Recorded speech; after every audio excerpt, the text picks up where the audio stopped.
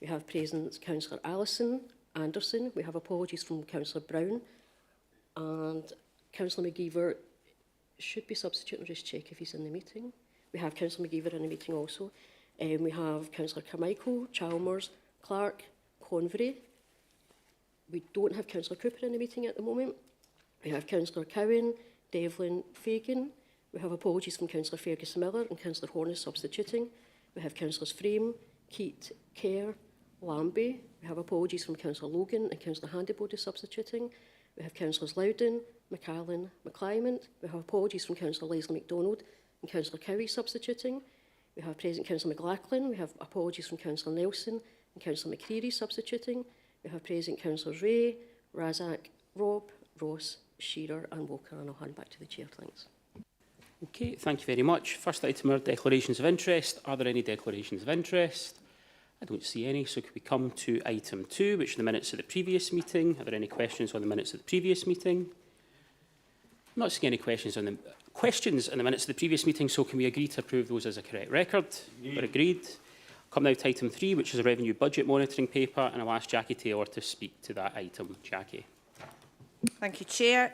This is a regular revenue monitoring report. This report is taking us to the 8th of August.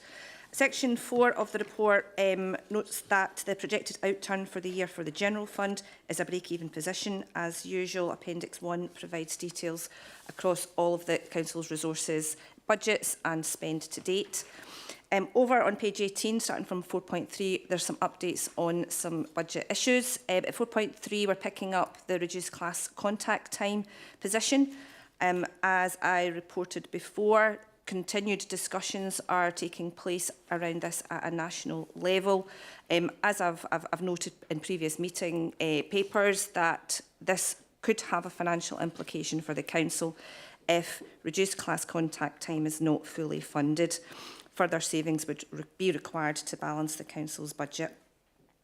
Section 4.4, picking up on additional support for learning funding. We agreed at the Executive Committee in August to bring back details to this committee on how that funding was being spent, and that's detailed in 4.4 for you. A separate paper will be presented to the Education Resources Committee in November that will outline the full details of that spend.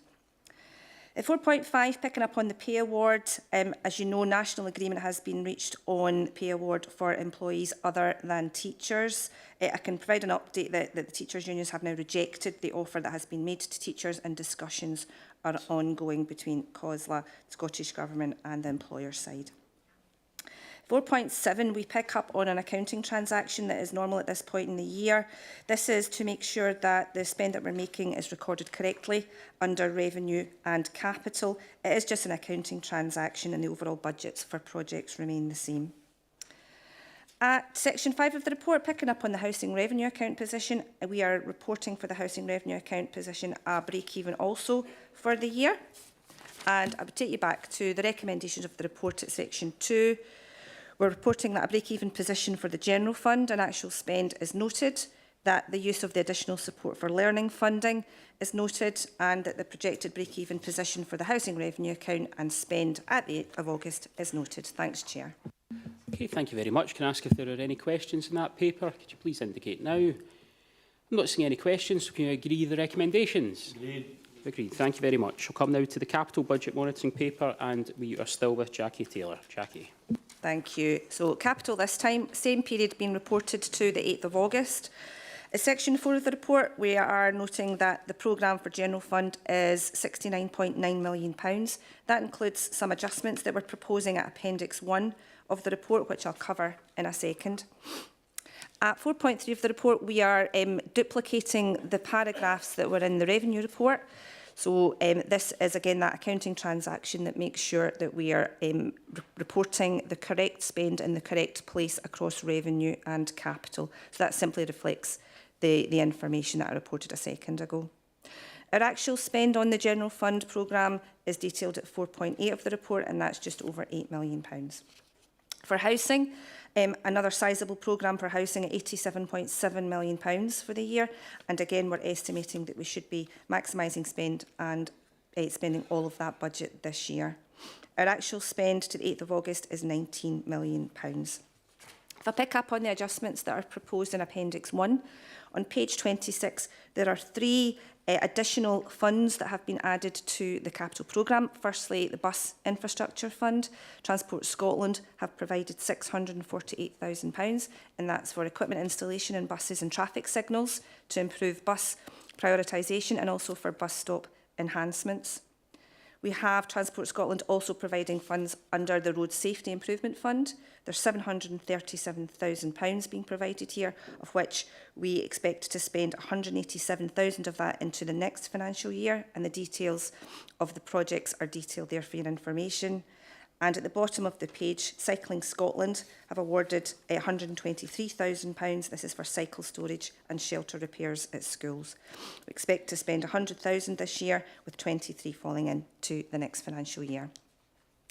Over the page, on page 27, just picking up on our Leisure and Culture Transformation Fund. The first entry there is around Shatlaroe Country Park. A project was approved for £300,000, and that was to upgrade the toilets and or the cafe at Shatlaroe. There are plans to relocate the cafe via a franchise, and that's detailed in the master plan for the park. So the cafe refurbishment works won't be undertaken under the transformation programme, and instead works will focus on the toilet refurbishment. Therefore, there'll be a £70,000 underspend on that project, and that's been added to the contingency pot for the overall transformation fund projects. Hamilton Water Palace is detailed on page 27 as well. This is a project that's been identified due to the ongoing issues with the passenger lift at Hamilton Water Palace, and the recommendation is that that lift be replaced at a cost of £87,000. That will be funded from the contingency pot for the overall programme. And under education, Calderside Academy improvements, there's some works proposed around demolition of a derelict building to improve the external teaching facilities, and that includes improved ICT facilities within the library and the provision of a dedicated ASN garden. £280,000 is identified for that project, of which £100,000 will be spent this year, with the rest slipped into next financial year.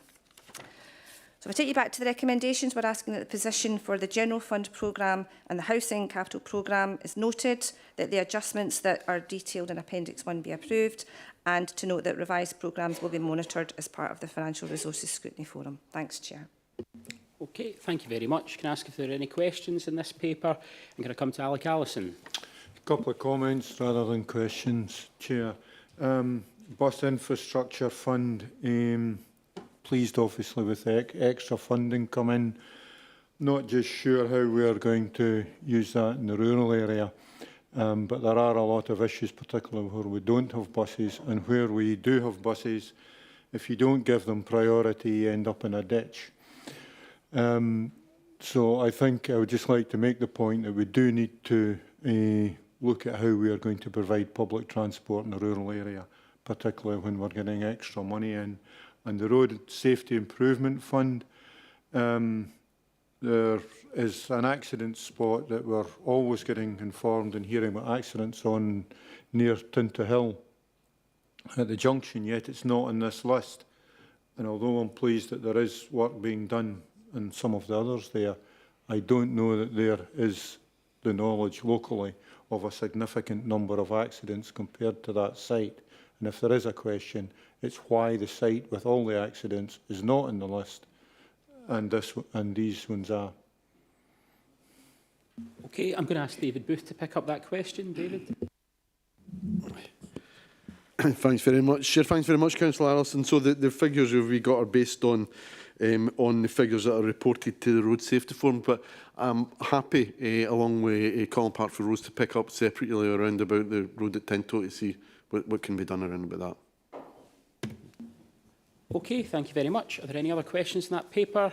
I'm not seeing any questions, so I can draw us back to the recommendations. Can I ask us to agree the recommendations? Agreed. We're agreed. Thank you. I'll come now to item 5, which is an update to funding, and I'll ask Jackie Taylor to speak to this as well. Jackie. Thank you, Chair. So this is a regular report on additional funding that we've received. Section 5 summarises the position. We have £146,000 of revenue funding and £1.508 million of capital funding. The details are in the appendices. On page 33, in Appendix 1, we have our additional revenue funding. This is in relation to free school meals and the pilot to provide free school meals for those in receipt of Scottish Child payments in S1 and S3. There's £146,000 for that. And on page 34 in Appendix 2, that simply reflects the 3 additional funds that I mentioned a second ago within the capital report. So we have the Bus Infrastructure Fund at £648,000, the Road Safety Improvement Fund at £737,000, and the Cycling Scotland Grant Award at £123,000. So that is a report for noting. Thanks, Chair. Okay, thank you very much. Can I ask if there are any questions in this report? I'm not seeing any questions, so can I draw us back to the recommendations and ask us to agree the report? Agreed. We're agreed. Thank you very much. I'll come now to item 6, which is a paper on the Local Action Fund and the further spend proposals. Ian Strachan is going to speak to this item. Ian. Okay, thank you. Morning, members of the committee. So, the purpose of the report to seek approval from the committee in respect of proposals for those wards that Local Action Fund spend hasn't yet been approved. Committee will be remember that previously considered reports on the 25th of June, 27th of August, and there was 3 remaining wards.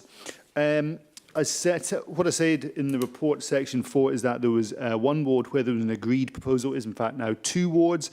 I set out there Ward 5. There's an agreed proposal that is set out in Appendix 6, but also now in respect of Ward 12, following discussion between ward members, there's agreement over a single proposal. It is essentially the same as set out in Appendix 2, but rather than £10,000 being an award to Rutherglen 900 for community projects, what is now agreed is that 1,000 awarded to Cambuslang and Rutherglen Sports Council to purchase a trophy for the Borough Cup, which I understand is a local football tournament for schools that's being reinstated, and 9,000 to Overton Park Bowling Club for the provision of a comfort scheme for those using the park, and that had been referenced previously in the last report, that was being considered. So we have that proposal, and then there is the further Ward 3, set out in Appendix 2, where there are 2 proposals for the committee to consider. So going back to the recommendations, asking that committee approve the agreed Local Action Fund proposals for Ward 5, as set out in the report, and then also Ward 12, as I've just summarised there, and that as there is 2 proposals for Ward 3, that committee consider those and take a decision over which to approve. Happy to take any questions. Okay, can I ask if there are any questions on this item? And there are a couple, so I'm going to just come to you all one by one. I'm also going to take a similar approach to that which we took at the last meeting, so I'll break down the wards and break down the recommendations. However, you'll recall from the last meeting that where there was a consensus among the members, I think that was just accepted without the need for a vote. We're certainly in that position from the sounds of things on recommendation 1 in relation to Avondale and Stonehouse, and further to the verbal update from Ian, it appears that we're in that position for Rutherglen Central and North. That's Ward 12 as well. However, I will take the questions before we come to any decisions. The remaining ward then, to be, if that is indeed the case, the remaining ward to be dealt with today would be Clydesdale East. I should notify the committee that I've had a request from one of the local members to speak in that item, which is acceptable under Standing Order number 40. That's where a member is not a member of the committee. So Councillor Barker is here, and I'll come to him later. But I'll take these questions just now on the paper. Questions for Ian, and could I come in the first instance to Andrea Cowan? Thanks, Chair, and thanks, Ian. I don't actually have a question. I just wanted to make a comment regarding Ward 12. I'm absolutely delighted that we've got an agreement at long last. this could have been sorted out months earlier had there been proper negotiations between the ward members. I really just want to thank Ian Strachan. He's worked tirelessly over the last week. Even emailed me one night, I think about 11:15 at the weekend. So really just to say thank you, Ian, for your diplomacy. And if you're ever looking for a diplomatic post, I'm sure I could recommend you. So yeah, the ward members are all delighted that we're going to get this funding out at last. Thanks very much. Okay, thank you very much. I'd remind everybody that we do have a right to switch off in this council and that people do not need to be working past 11 o'clock at night. But okay, I'll come to Elise Frame now. Yeah, thanks, Chair. I just want to again come in and echo Councillor Cowan. Thank Ian for all his hard work and due diligence during this process. I think myself and maybe others can say that it's been very challenging at times, and for the process, not for actually working with Ian. I do want to stipulate that, but I do want to thank him for all his hard work. Thank you. Okay, thank you very much. Can I come now to Margaret Cowie? Yeah, just on the Ward 12 proposals, as a matter of transparency, I'm chair of the Sports Council, but also just to say thank you very much to the ward members for helping get the Borough Cop off the ground again. Thank you. Okay, thank you very much. And could I come to Andy Carmichael? Thanks very much, Chair. Just a general question. The funds that were agreed for all the other wards, etc., has that been released to the people that have been awarded to the funds? These are the funds that have been agreed previously that you're Yes. referring to? Yeah, I'll come Yes. to you on that. Okay. Thanks, yeah. Yeah, we're going through that process, Councillor Carmichael, in respect of your ward. They were all the schools, so we've already liaised with education and finance about getting those funds released to the schools. I know that some already have been. For the other ones, we're working those through. You'll appreciate that as regards play park and other items. They're added to service areas programmes for work, and they will be progressed. We are meeting monthly just to keep a handle on where all those are. As regards the grants to third parties, a number of those have already been released. For some, we are awaiting some details, but we're following those up and again keeping on top of those so we can get those funds released as soon as we can. Appreciate that, and thanks very much for all you've done on this project. Appreciate it very much. Thank you. Okay, thank you very much. Could I now come to Councillor Barker? So Councillor Barker has asked to speak and requested to be able to speak in relation to an item in his ward under Standing Order 40. I'm inclined to allow him to do so.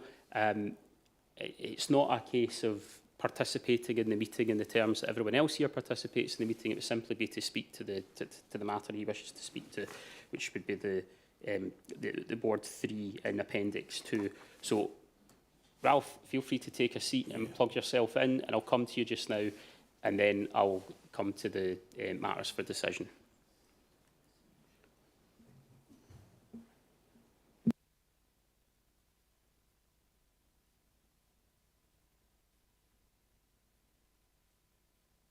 Right, Ralph, I think if you just press the microphone, we'll activate it. Thanks very much, Chair. Thanks for that report, Ian. In Ward 3, I mean, it was quite difficult because it's a very widespread with many individual communities. I did not think that the Local Action Fund was something just to hand down to the next lower level of local government, the community councils. But in particular, Local Action Fund mentions the importance of best value. I don't consider it best value to pass on to community councils who, especially in the Clyde Wind Farm area, have more money than they've ever had. And I was a community councillor for many years before I came here. It's particularly not best value because when the Leisure Trust withdrew or closed village halls, withdrew money from community halls, They kept, they were very helpful to the halls in the bigger communities that are very well funded, very well resourced, and good for them, well resourced in human resources as well as funding. But they withdrew or closed funding for the halls in the more remote, the more poorer communities, and some would say more deprived communities. So in particular, I wanted to support those volunteers who have the very difficult task of keeping their community halls and one or two other facilities both going and in some cases getting over the start-up. I think that's all I have to say. Thanks very much. Okay, thank you very much, Ralph. Can I come to Alec Allison? Alec? Yeah, thanks, Chair. Obviously in the same ward as Ralph and having a different proposal here. It has been very difficult trying to decide where we go with this. We have almost just under 50% of the geographic area, 10 different communities anyway within our ward. List of priorities in these different areas can vary.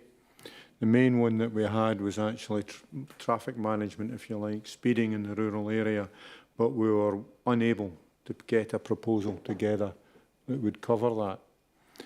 So it was where we then were able to go after that.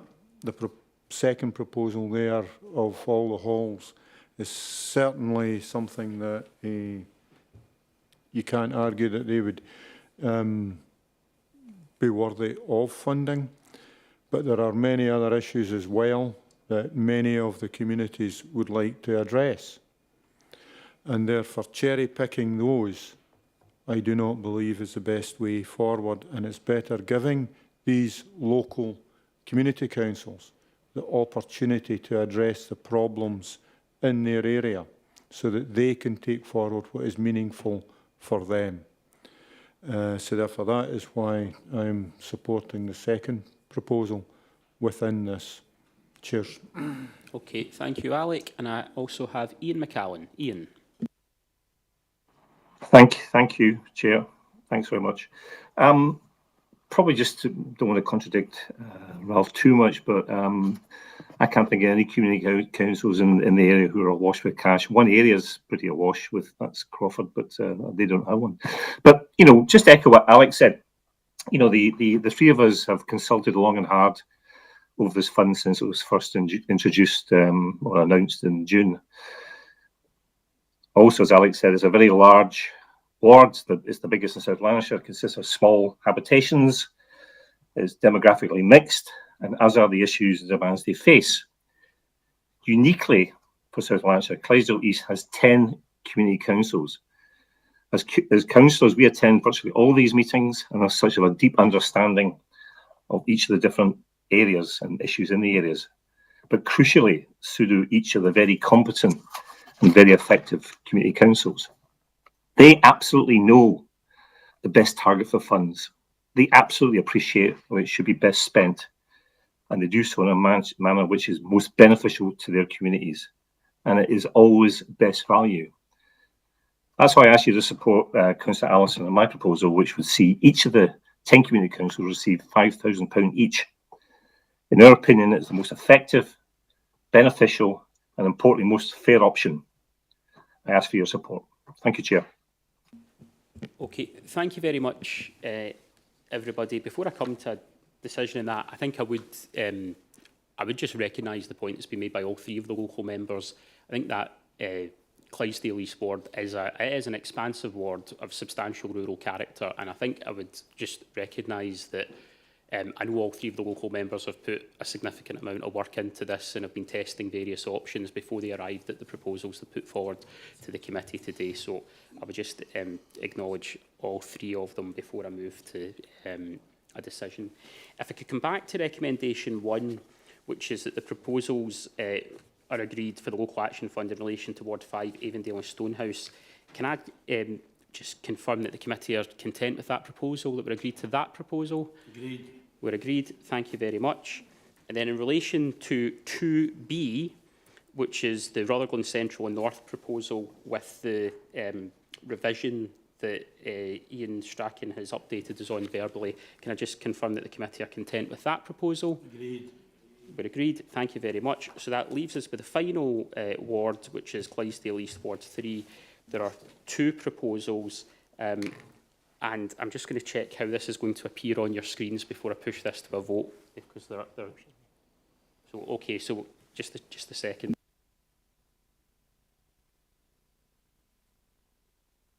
Okay, so you recall at the last meeting there were different ways of setting this up, option 1, option 2, motion amendment. Just for ease, I'm going to move as a motion that the second proposal, which was Councillor Barker's proposal, is put forward. I have a seconder, who is Jerry Convery. Can I ask if there is anyone here who would move the other proposal? I've got Alison is looking to move that proposal. He's raised his hand, and I have Ian McCallan joining online, so just want to check. Ian, you're content to second that? Yes, happy to second that. Thank you. Brilliant. Okay, so shortly you will see 2 options in front of you, the motion and the amendment. The motion is in my name, seconded by Jerry Convery, and the amendment will be put forward by Alec Allison, seconded by Ian McCallan. So just bear with us a second till that appears on your screens.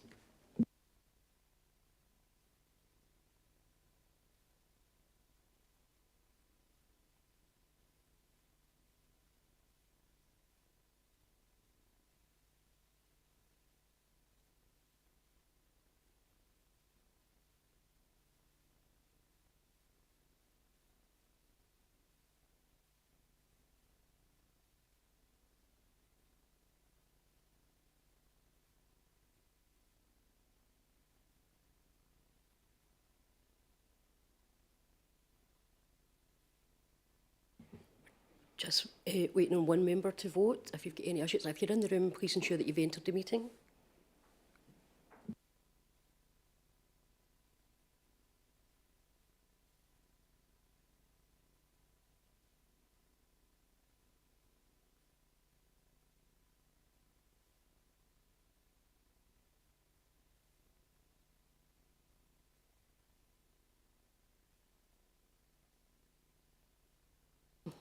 That's all the votes in, so I'll just close the vote. Okay. Oh. We have 14 votes for the motion and 14 votes for the amendment. Right, okay. So there are 14 votes for the motion and 14 votes for the amendment. I knew that when I heard there was 28 votes cast, that's what was going to happen. I have the casting vote in this situation, so I'm going to vote with the motion. Okay, so the motion's carried.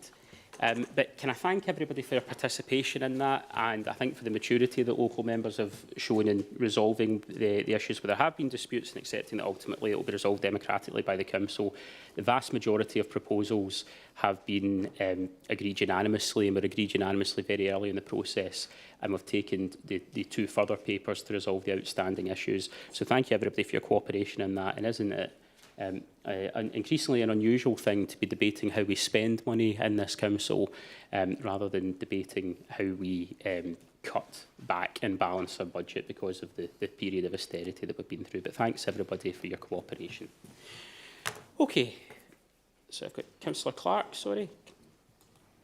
Thank you, Chair. Just to come in and question what's just happened. Of course, you have the right as a Chair to have a cast and vote in the situation of a tied vote, but I think it's worth you explaining your vote there. Obviously, the person's proposal isn't in the meeting just now, but I think it's worth, if you're putting something forward or if you're voting for one proposal to be approved over the other, that you can explain why that proposal was better than the other one.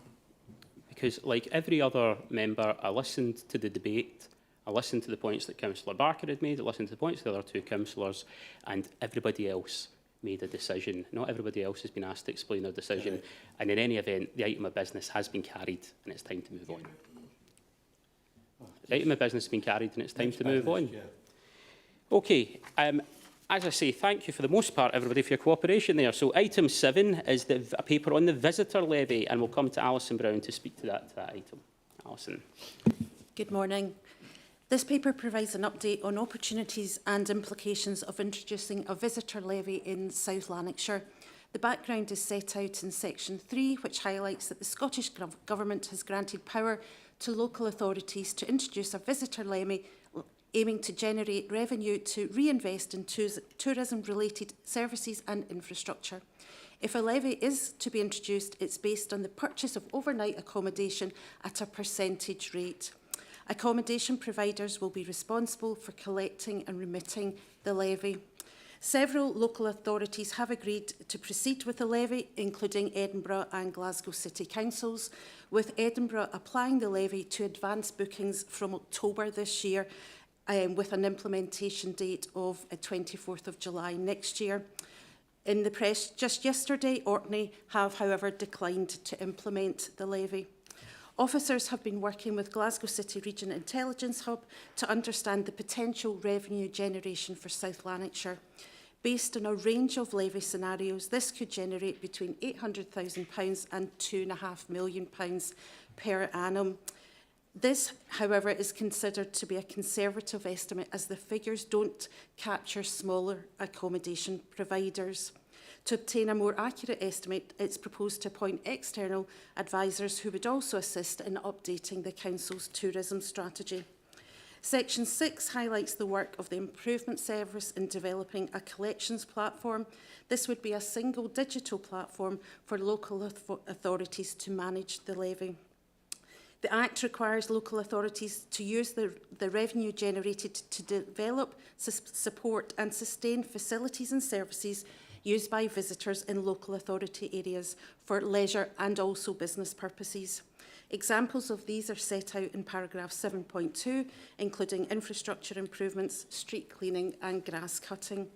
Section 8 sets out the proposed next steps, including the appointment of external consultants to carry out comprehensive research into the accommodation sector, undertaking consultation with the sector and the wider communities, and also assisting in the updating the tourism strategy, and ultimately reporting back to this committee next summer. Turning back to the recommendation, committee is asked to note the potential implications and opportunities that a visitor levy scheme could bring to South Lanarkshire, and also approve the next steps as set out in section 8. Thank you.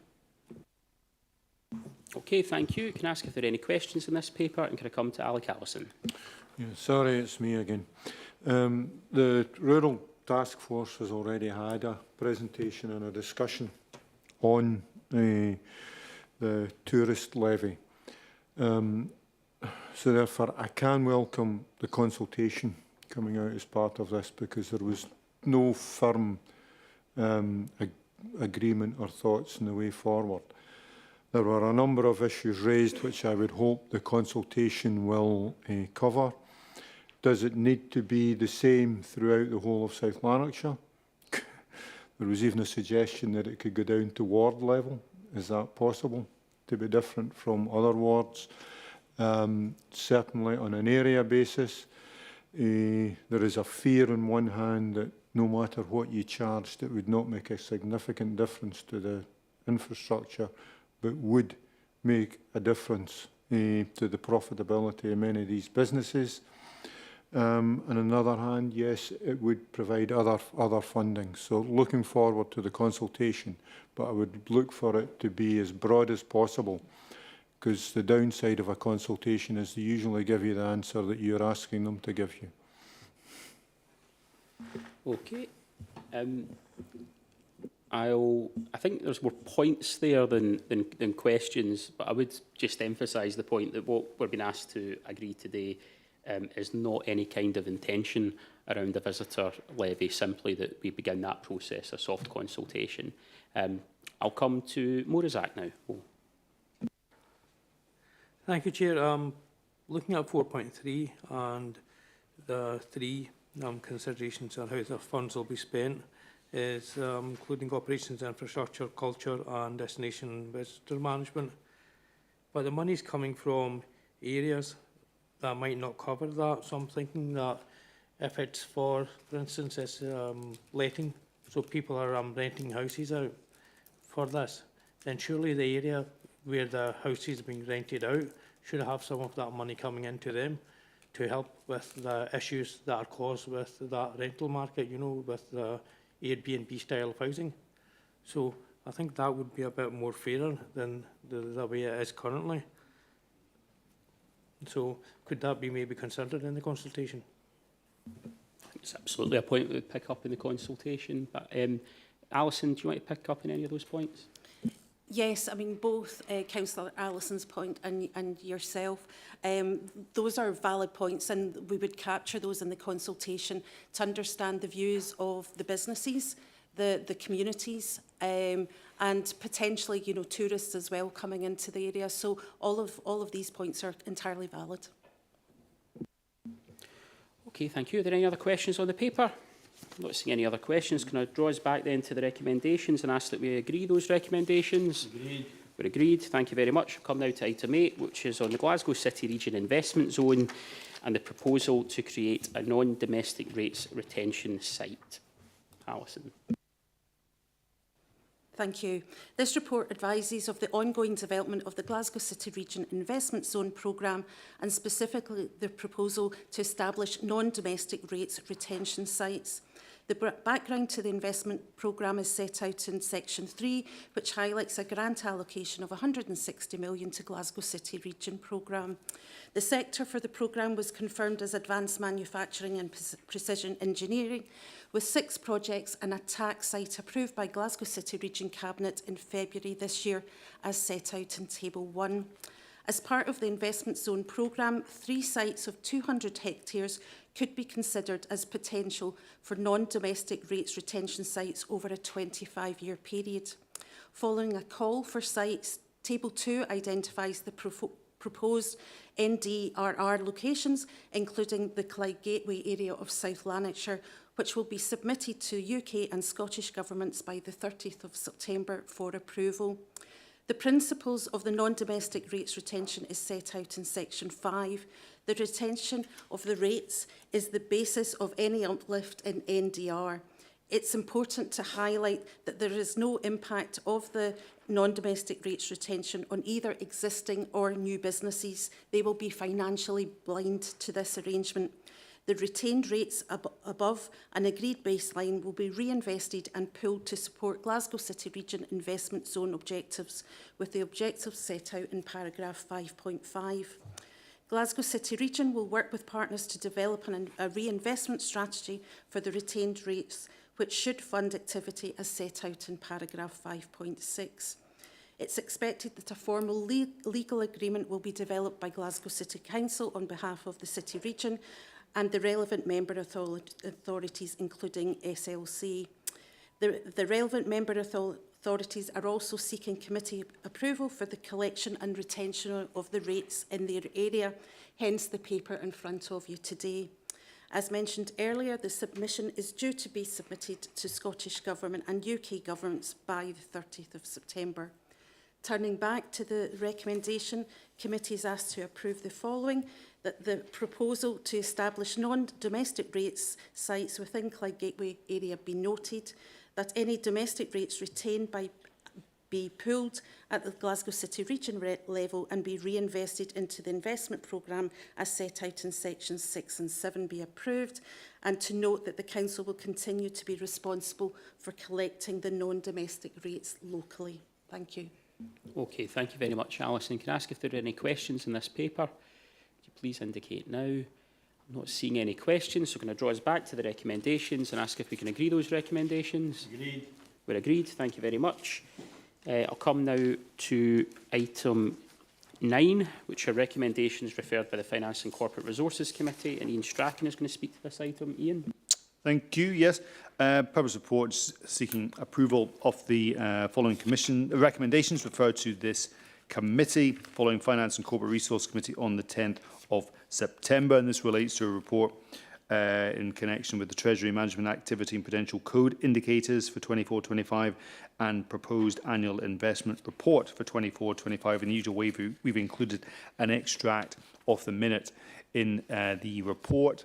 The committee decided that the Treasury Management Activity Report for 24-25 and potential code indicators be noted and referred to the Executive Committee for noting, and also that the 24-25 Annual Investment Report be endorsed and referred to the Executive Committee for endorsement prior to onward submission to Council for approval in line with Local Government Investment Scotland Regulations 2010. And I won't repeat it, but that's the recommendations to the committee today. Happy to take any questions. Okay. Can I ask if there are any questions on that item? I'm not seeing any questions, so can we agree the recommendations, please? Agreed. We're agreed. Thank you. And could I come back to Ian for item 10 on the proposed amendment to the Recruitment Committee? Thank you. Yeah, just following a request from the SNP group leader, proposing Councillor Clark replace Councillor Ross, the member of the Recruitment Committee. And that's the recommendation that we're looking for today. Okay, any questions? I'm not seeing any questions. Can we agree the recommendations? Agreed. We're agreed. Thank you very much. I'll come now to item 11, which is an item for noting, and this is the annual review of the South Lanarkshire Antisocial Behaviour Strategy. Stephen Gibson is going to speak to this report. Stephen. Thanks, Chair. Morning, everyone. So, in keeping with the commitments made in March 2024, the purpose of this report is to provide an annual update on the progress made to date in the implementation of the Antisocial Behaviour Strategy for 2024 to 2029. Section 3 provides key background information. Section 3.4 clarifies the 6 strategic objectives that were agreed when approving the strategy last year. Section 3.5 highlights the governance arrangements, and it just confirms that we take a partnership-based approach and that this is reported via the Safer South Lanarkshire Board. Section 4 sets out the policy context, and in Section 4.1 this highlights a report that was published in February this year. It's titled Antisocial Behaviour, Whose Responsibility? And that came via an independent working group on antisocial behaviour. The findings and recommendations of the report are being considered by the Scottish Government, by Police Scotland and by COSLA. And the practical and policy implications arising from this will be considered by us later this year locally by the Antisocial Behaviour Implementation Board. And the expectation is that this will be part of the update to committee next year. Section 5 provides an overview of the annual review, covering 24-25, of which, of course, this is the first year. So it shows good progress, and it tells you that 91% of the indicators are in line with the projected targets. It advises that 33 of the 36 indicators were assessed as green, with 3 out of the 36 assessed as amber, and none of them as red. Examples of the progress for each of the strategic outcomes are provided in Section 5.3, and the amber indicators are noted in Section 5.4. Where an indicator is assessed as amber, that's where it's partially achieved but with minor slippage. These are set out in the report, and this is the number of occurrences of fly tipping, which has increased marginally by 2%. There's a slight reduction in referrals to the Council's mediation service, which has decreased by 11%. And there's an increase in the number of incidences of willful fire raising. Section 6 confirms that no revisions no revisions are proposed for the policy at this stage because we think that everything remains relevant. The next steps in Section 7, and this proposes that the report be presented to the Safer South Lanarkshire Board at the meeting scheduled for November, and that the second annual review be presented to the Executive Committee in autumn 2026. As always, the recommendations are in Section 2, and the report comes with one recommendation that the progress made against the agreed antisocial behaviour strategy actions be measured and noted. Thank you. Okay, thank you very much. Can I ask if there are any questions in this paper? And can I come to Maureen Chalmers? Thanks, Chair. Thank you. And thanks very much, Stephen, for that report. So just for transparency, Chair, this is part of my responsibility at COSLA level, but I'm commenting on local stuff here. I'm looking at strategic outcome 5 and levels of disorder reduced, so that's a really good reduction in antisocial behaviour offences. There's quite a bit of commentary throughout the paper on young people and disorder and antisocial behaviour. I'm wondering if you could comment on adult population or adult antisocial behaviour offences and if there's any trends or any improvements around that area of work. Thanks. Okay, thank you. Stephen? Lorraine? Thanks for that question, Councillor. Very, very relevant. I'll give you some figures at the moment. We roughly have received 590 complaints year to date. And of that, we are dealing with under 30 youths at the moment. That's a moving feast, obviously, that goes up and down slightly. But I think you can see there that 95% of our business is with adults rather than youths. Now, we deal with them slightly differently. We have a dedicated focus on youths, and it all ties back to the strategy, where prevention, intervention and support is equally, if not more important than enforcement, and that's all covered in our partnership approach. Okay, thank you very much. Could I come to Kirsten, Rob? Kirsten. Thank you. And thanks for all your work. Definitely good progress, and thanking all partners for that as well. On page 63, you raised it yourself, Stephen, about the fly tipping. Just to see what data has been gathered and analysis has been done to determine what's led to this increase in fly tipping. What actions will be taken to address this, and if the new resources put in by the administration will be enough to help reduce that fly tipping. Thank you. Okay. I'll come to David Booth.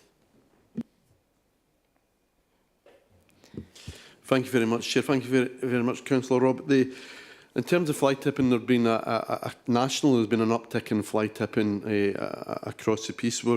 Over the last few months, we've been doing a lot of work in the background around about fly tipping, particularly around about the reporting of fly tipping. And what we're doing, we've introduced a new process in terms of when fly tipping is reported, that we're gathering more information, as much information as we can at the point when it's reported. And what that's allowing us to do is to introduce a new sort of triage system for fly tipping. Previously, all fly tipping was reported up and then through to environmental services in order that they could analyse it to see if they could lead to a prosecution. Some of the fly tipping that's reported, by the nature of it, there would never be sufficient evidence to reach that stage of a fixed penalty notice or a prosecution. And in those instances now, what we're doing is we're moving straight towards getting that fly tipping removed, which means it's no longer lying in sight as long. So ground services are collecting it much quicker, and that stops people adding to it. What that does mean is that the items that are being reported through to environmental services are those items where we believe there will be more chance of us identifying where the fly tipping has come from and leading towards a fixed penalty notice or ultimately a prosecution through the Fiscal's office. And what that means is that the environmental service will have more time and resource in order to tackle those fly tipping instances. Turning then to the £350,000 of additional funding that the Council agreed through its budget setting process, taking a proportion of that money, we're employing 2 additional environmental services officers, one of whom started just at the start of this week. They will be targeting fly tipping and targeting fixed penalty notices. And those officers will be working not only during normal sort of times, but also predominantly in the evenings and the weekends, in order that we're able to target those areas of fly tipping and actually kind of knock on doors and issue additional fixed penalty notices. So we're much more on the front foot on that now in terms of the resources we've pulled together for that. Combined with that, we're introducing new cameras through some of the money that we received through the budget.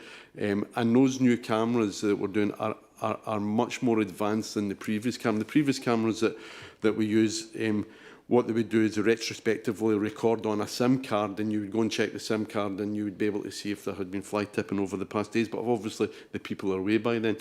But these are much more high definition cameras, so we're able to track things like number plates are much more clearly. And the technology that we're introducing now is much more in real time, which is recording going on to officers, triggering on their phones. We're able to check what's actually happening, and gives us a much more a better chance of actually catching people in the act, as it were. And the final element to that, which we're introducing, is physical changes to those areas where we know there are particular instances of fly tipping. And that's physical changes to the site. That might be putting in buns, physical buns to stop people actually getting access to the site, putting in bollard and such like to restrict access into those areas where we know there are particular issues with fly tipping, and we're putting those actions in place as well. So what we believe is the combined elements around about that in terms of taking a much more forward-facing and aggressive attitude toward fly tipping. We believe that we will increase the number of fixed penalty notices over in the next year, and hopefully in the number of actual prosecutions through the Procurator Fiscals. Just a small supplementary. Thanks very much, David. All sounds like good progress. But it was just the first part of the question, what analysis has been done to determine what is that 2%? Is it domestic? Is it criminal companies and so on like that? Thanks. Thanks very much. It's very difficult to record that. We record fly tipping. Often with fly tipping, when it happens, it ends up being mixed. So something will start being one thing and then people add to it, right, with the nature. So the amount of data we have around about what is commercial fly tipping and what is domestic fly tipping, we don't have particularly good information on that. But that is one of the areas through the reporting that we're trying to gather much better information on in future, so we can help determine that. Just for the point you point out, it helps us then prosecute and go on forward for there. Yeah, but that'd be great to have that reported as part of a litter strategy or something like that in future, but thank you. Okay, thank you. I have two more questions here. I have firstly Alec Allison.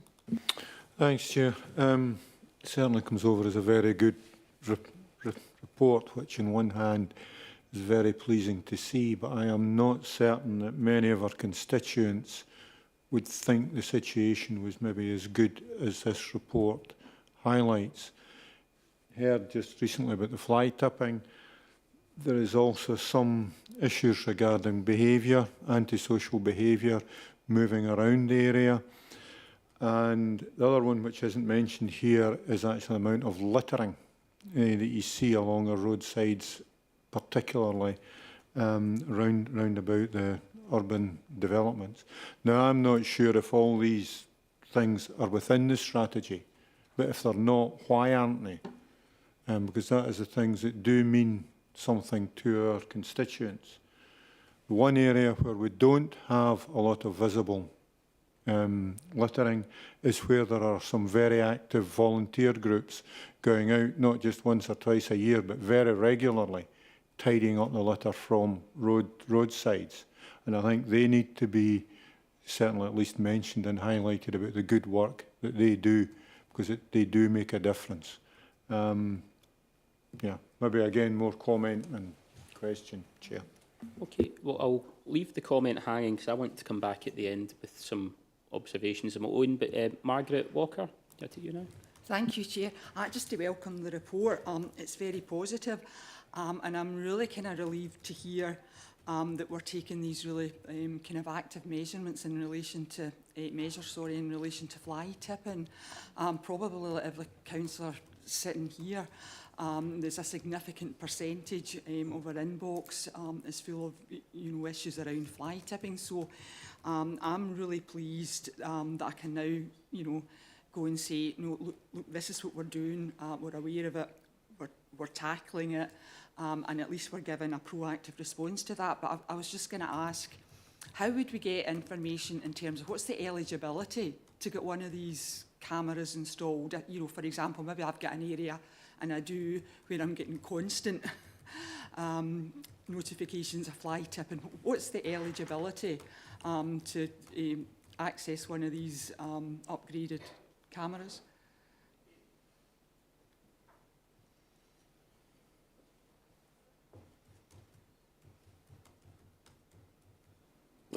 Sorry about that. Thanks very much. Thanks very much, Councillor. So these cameras they're on order at the moment. I haven't yet received them yet. Now the benefit of these cameras is that they're solar powered. A lot of them and battery powered, and they're mobile. So the idea is that we can move these about. They don't necessarily need to be fixed in one place and stay in that one place. So through engagement with members and through Environment Service and the Ground Service, we can pick up targeted areas. We can pick up, because sometimes you'll be aware fly tipping can, if you deal with somewhere, it ends up appearing somewhere else. So the idea is that we can move these about, and it gives us a much more chance of it. So it's maybe worth pointing out as well. Understand there's a Ground Services are doing a members awareness session next week on the 1st of October at members, and we intend to discuss the fly tipping and our new approach to it in a bit more detail at that forum, and the councillors might be interested to know that. Oh, great. Yeah, I've got that in my diary. Thank you. Okay, I've got 2 more questions. Can I come to Jerry Convery?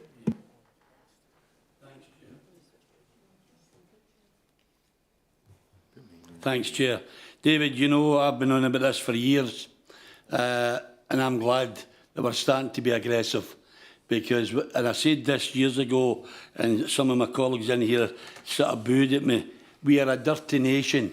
We throw away things everywhere and we expect the council to pick it up. And we're spending millions of pounds every year that we should be spending in services picking up other people's litter. And I don't apologise, and I say it to every constituent that comes to me about it. We need to catch these people, we need to fine them, and they'll not be throwing any litter about, because there's an epidemic out there. Kirsten asked the question. We can decipher it, because I know the areas in my ward, because I've been at these for years to do something about it, and it's the same areas that get targeted with people, and you're 100% correct. When you put a wee small thing out, the next day, if it's no lifted, then people add to it and add to it and add to it. So I'm glad we're taking this very, very seriously, and we need to catch these perpetrators, and we need to do them. Thank you. Thanks, Chair. Very much welcome the report from Stephen and Lorraine, but I feel as if this has developed into more of a kind of fly tipping sort of debate and discussion. I was going to ask earlier about the locations of them, but I thought better not, because this is public, and if people know where they are, they're not going to fly tip in that area for fear of being caught. And I wasn't aware, David, about what equipment you have, and I'm interested to hear the type of equipment and the fact that it's mobile. When you locate the equipment, is it located in a way that it's clearly visible to deter people, or is it located in a way rather to catch people rather than as a deterrent? And how many pieces of equipment I've got, given, you know, I'm curious, given the size of the area and the problem right across South Lanarkshire that we're experiencing?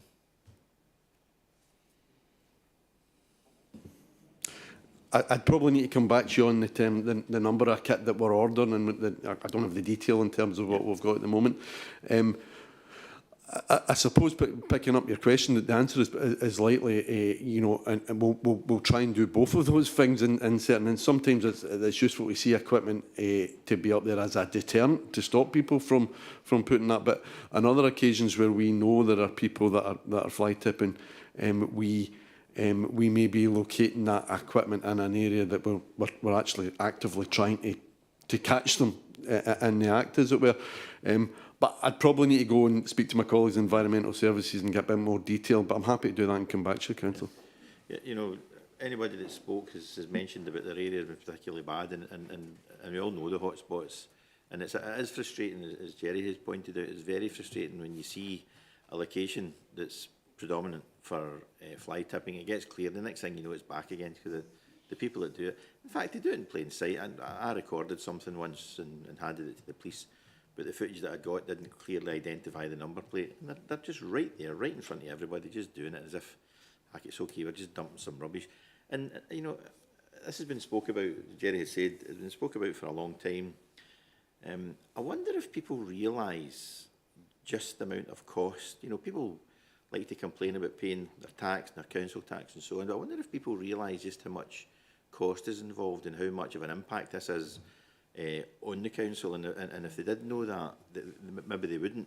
And, you know, is there some, would be useful to consider some way of naming and shaming? I remember many, many years ago, when people had been caught drunk driving, the local newspaper would issue those names. Maybe that's a wee bit draconian, but if people are caught fly tipping, yeah, they get fined, but it's a disgusting, filthy practice. And when you look at the vehicles that do it, they tend to be like company vehicles. That could be a slate in their business. And sometimes you see rather expensive vehicles, and they just can't be bothered waiting in the queue to go to the civic amenity. And the areas that I'm talking about are all within half a mile or a mile of the civic amenity that we've got at Blantyre. And you just think to yourself, why would you do this? Is it laziness? Is it ignorance? Is it a bit of both? Now, if these people are caught and they're penalised for doing it and named and shamed, maybe Ian will jump in and advise whether or not that's a good idea. But I would certainly support it. Thank you, Chair. Okay. Does anyone want to pick up in any of those points before I'm going to make a few of my own, and I'll maybe allow you time to think about whether you want to pick up on those points, but I do. But can I just come back to so I think Davy makes the point that this is our antisocial behaviour strategy and a report on that. But I think what you already see is the cross-resource nature of addressing the behaviour that is that's covered by the strategy. I think, by and large, this is a very positive report, and I like the way the paper has been structured, which is drawing your attention to those amber measures. And remember, they're amber measures, they're not red measures, they're amber measures. But I like the way in which the report has been structured that draws our attention to the problematic areas that we know we need to divert our attention to. So that is, just to highlight again, the issues with willful fire raising, that mixed picture around the mediation service, but I think it's a mixed picture. I actually think there's a lot of positives in there in relation to the mediation service. And obviously this issue with fly tipping. Now, the increase that we're talking about here is just 2%, but I don't diminish that because we want the figure coming down. But I've got a question that's maybe not to be resolved today, but it's something to think about, which is what is the appropriate measure for showing progress on that issue of fly tipping? Because I think within this, the issue is underreported. So we're talking about a 2% increase in South Lanarkshire. I've just checked there with the Police Scotland's figures. They're talking about a 9% increase in terms of their sort of annual log. We know this is a national, it's a national issue. And one of the problems we've got is probably councils record this differently. So to come back to the first point that David has made, part of our improving our response to fly tipping is looking at how we triage these cases. If we're doing our job right, then we should be seeing an increase in reporting. And on the back of that, we should then see an increase in enforcement. And the increase in enforcement is then what over time should push down the level of reports. So that's a complex picture. So if we want to demonstrate progress, then I think we need to think that wider sense about what are the measures that allow us to do it. Because I know when I chair the community planning partnership boards, that all four of our sort of local partnership areas, fly tipping comes up as an issue there. And that's largely based on experience, and it's not necessarily got the empirical figures behind it that we have here today, but it's coming up as a real issue, and all of us are councillors that can see what's in our caseloads. So I think absolutely the investment is welcome. One thing I have picked up on that might be useful just to stress at the awareness session for councillors is that I think a lot of the reporting just now relates to the address of the person who's made the report, whereas what we're interested in isn't the address of the person making the report, but where the fly tipping has occurred. And I think that, to come back to Kirsten Robb's question, I think that shift is what's allowing us to get to the place where we've got the heat map that allows us to work out where we allocate our resources. So there's a lot of really positive work happening there, and that's good because we want to focus on those amber areas. It's great that we've got the progress. To come back to Councillor Chalmers' first question, it's great that we're seeing that progress against some of those strategic outcomes, but we want to focus our attention on the areas where we've got more to do and we've got further to go. And I think we just need to think about what's the best measure of actually reporting progress on that. And I think the point that I would just stress about enforcement is I do think that the technology is going to make a difference. We've got to remember that we operate in that different legal environment here in Scotland. as to say in England, where I think local authorities are much more able to access the information from the DVLA. I think there tends to be a more aggressive approach to enforcement. I want us to have an aggressive approach to fly tipping enforcement. I want us to absolutely terrorise the fly tippers so that they do not do it again. We need tougher measures. And we can take the steps that we want to take, but if we don't have all the statutory powers that other authorities do, say equivalent authorities in England and Wales, then we need to have that conversation with our community planning partners around how we share the resources that we do have, and potentially then what are the legal changes we look for on the back of that to give us tougher enforcement powers to go after the offenders. Does anyone want to come in on any of those points? No? Listen, thank you very much then. If there are no other questions, can I draw us back to the recommendations, which is simply to note the report, and there are no items of urgent business, so can I bring the meeting to a close? Thank you.